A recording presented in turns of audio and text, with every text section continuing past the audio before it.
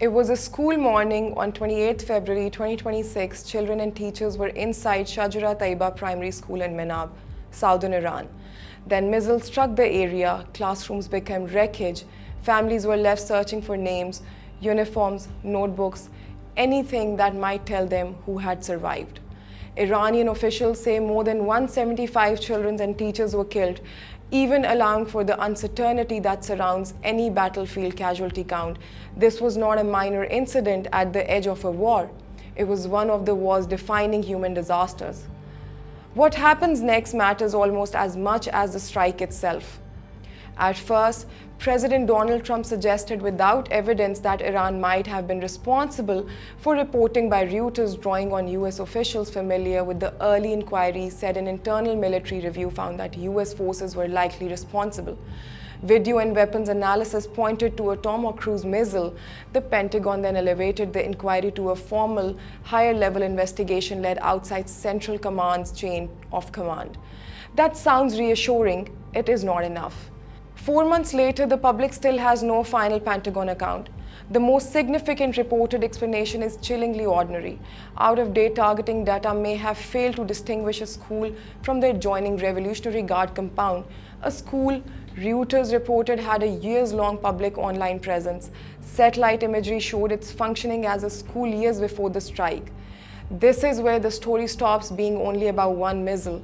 War is built on systems, maps, databases, target folders, intelligence assessments, approval software, commanders, and deadlines. The person who launches a weapon sees only the final screen, but a fatal mistake can begin years earlier when an old file is not corrected, when a warning is dismissed, or when a location is repeatedly treated as a target because nobody pauses long enough to ask, what is there now? The school's location besides an Iranian military compound needs to be a part of any honest investigation. Proximity creates danger. It does not erase legal duties. International humanitarian law requires attacking forces to distinguish military objectives from civilian objects, verify targets, take feasible precautions, and abandon attack if it becomes clear that the target is unlawful or civilian harm would be excessive. Nobody did that on purpose. As Trump said in June, is therefore not a full answer.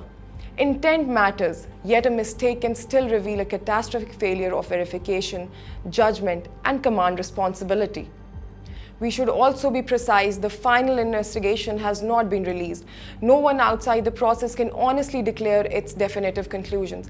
It may reveal facts that complicate the early reporting. It may show failure beyond outdated data. It may identify warnings, technical faults, flawed procedures, or people who made decisions that should never have been made. That is exactly why the findings must not disappear behind closed doors.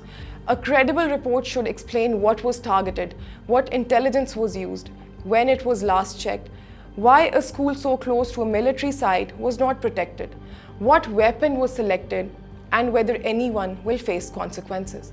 Congress appears to agree.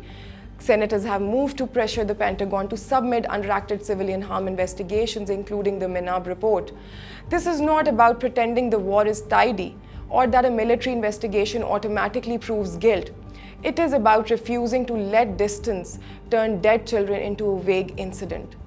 Every military promises precision. Precision is more than the accuracy of a missile.